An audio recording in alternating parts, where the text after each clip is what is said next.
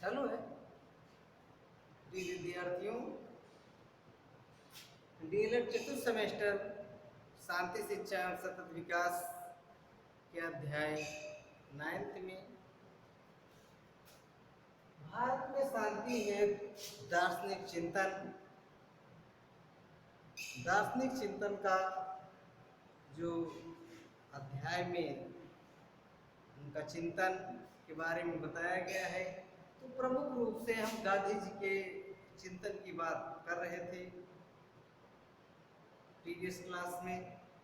तो आज हम यही देखेंगे कि गांधी जी के संदर्भ में, गांधी जी के चिंतन के संदर्भ में तत्कालीन शिक्षा प्रणाली जो भारतीयों के लिए बेसिक शिक्षा उत्पत्ति के बाद क्या कैसी थी उसके संदर्भ में। तो गांधी जी ने तत्कालीन शिक्षा पद्धति के दोषों से देश को दूर करने के लिए या बचाने के लिए नवीन शिक्षा पद्धति का विकास किया। और गांधी जी तत्कालीन शिक्षा प्रणाली से बहुत ही खिन्न थे। उसी के देखते हुए नवीन शिक्षा पद्धति को उन्होंने जन्म दिया।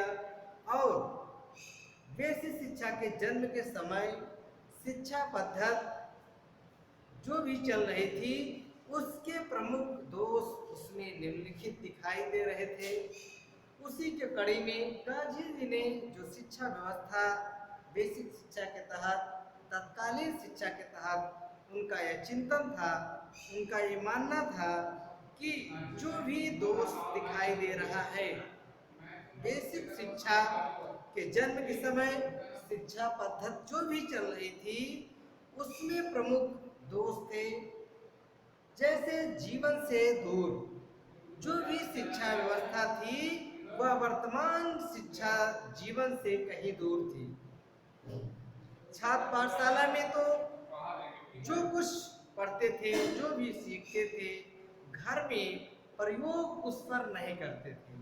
यानी सिद्धांत तो पढ़ लेते थे, उसका व्यवहारिक ज्ञान अपने घर परिवार में रहकर उसे नहीं अपनाते थे। यानी जीवन से दूर कहा जाए तो इस प्रकार विरोधी वातावरण में बालक का विकास अधिक ठीक से नहीं हो पा रहा।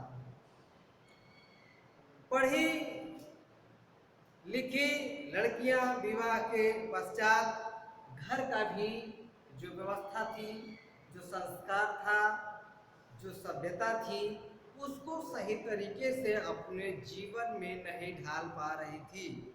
ये तत्कालीन शिक्षा व्यवस्था के दोष थे। और बेसिक शिक्षा के जन्म के समय जो दोष थे उसका चिंतन गांधी जी ने अपने विचारों के माध्यम से व्यक्त किया है। तो सार रूप में यही है कि जो भी शिक्षा व्यवस्था थी वो जीवन से कहीं दूर थी। दूसरा यह है आदर्श, संकुचित आदर्श। संकुचित आदर्श का मतलब यहाँ पे यह है कि गांधी जी शिक्षा का आदर्श जो था उनके अनुसार वो संकुचित था, क्योंकि छात्रों का विकास करना ध्येय न होकर क्लर्क बनाना ही रह गया था। तो इस संदर्भ में संकुचित आदर्श गांधी जी के अनुसार ये माना गया, क्योंकि शिक्षा का जो विस्तार है वो व्यापक होना चाहिए, बड़े पैमाने पर होना चाहिए, उसमें दूरदृष्टि होनी चाहिए।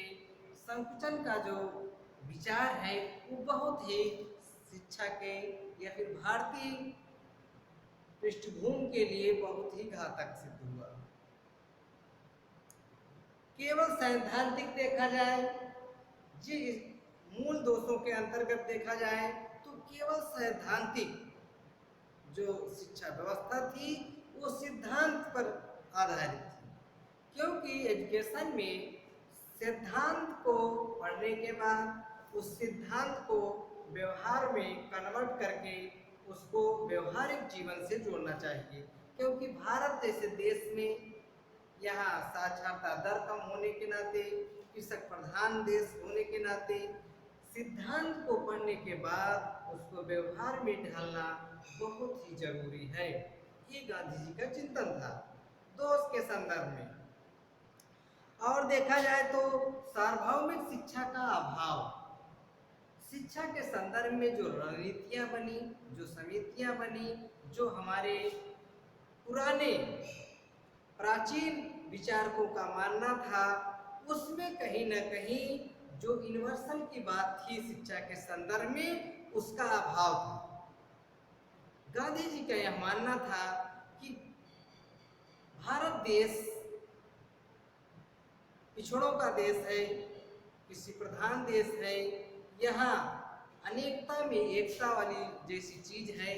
तो जो शिक्षा का साक्षरता दर कम है, उसको बढ़ाने के लिए इसको यूनिवर्सल किया जाए, सार्वभौमिक बनाया जाए, सभी को निम्न स्तर के, मध्यम स्तर के, उच्च स्तर के परिजनों में, गार्जियनों के बीच शिक्षा का विस्तार हो, यह गांधी जी का मानना था।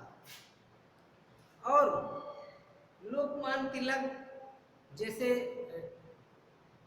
विचारक, आजादी में बढ़ चढ़कर भाग लेने वाले महापुरुष, उनका भी मानना था कि स्वतंत्रता हमारा जन्म सिद्ध अधिकार है और मैं इसे लेकर ही रहूंगा, ये कहना था, ये नारा था।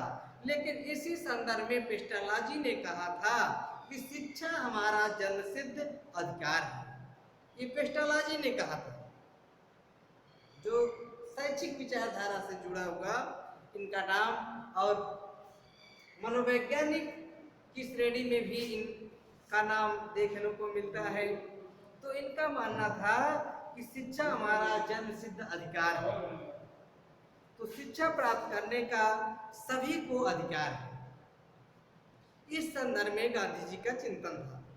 और अपव्यय एवं अवरोधन की बात है तो भारत देश में देखा जाए तो शिक्षा, बेसिक शिक्षा व्यवस्था में, करिकुलम में, पाठ्यक्रम में ऐसी व्यवस्था थी कि अपव्यय एवं अवरोधन का बहुत ही संकीर्ण या संकुचित व्यवस्थाएं देखने को मिलता है। क्योंकि बच्चे धन के अभाव में या फिर और किसी आर्थिक तंगी के अभाव में बीच से ही क्लास का छोड़ना, या फिर अच्छे तरीके से शिक्षा न ग्रहण कर पाने की स्थिति में बीच से ही क्लास को सस्पेंड कर देना, छोड़ देना, अधूरा छोड़ देना शिक्षा व्यवस्था, ये गांधी जी के अपव्यय एवं अवरोधन की स्थिति के बारे में दोष था।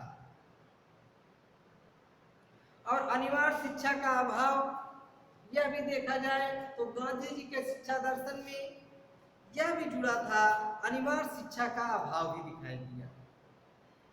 क्योंकि यूनिवर्सल करने के लिए, सार्वभौमिक करने के लिए अनिवार्य शिक्षा व्यवस्था बनाना ही चाहिए, तभी जाके सार्वभौमिकता का व्यवस्था शिक्षा के संदर्भ में संपन्न हो पाएगा।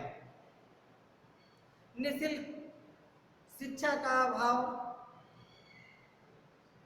तत्कालिक शिक्षा व्यवस्था में यह भी दोष था कि बच्चों को निःशुल्क शिक्षा का अभाव था। कहीं न कहीं यह भी तत्कालिक शिक्षा व्यवस्था में एक गड़बड़ी थी, जिससे कि शिक्षा व्यवस्था में सार्वभौमिकरण का ये बहुत बड़ा बाधा निकल के आया। और एकांकी विकास, स्वावलंबन का अभाव, वर्ग भेद की जननी, अपंग बनाने वाली शिक्षा, सामाजिक शोषण, ये सब विभिन्न तत्कालीन शिक्षा व्यवस्था के दोष के रूप में निकल के आए। तो बच्चों, आज बस यहीं तक, नेक्स्ट क्लास में हम आगे की चीजें बताएंगे। बस आज यहीं।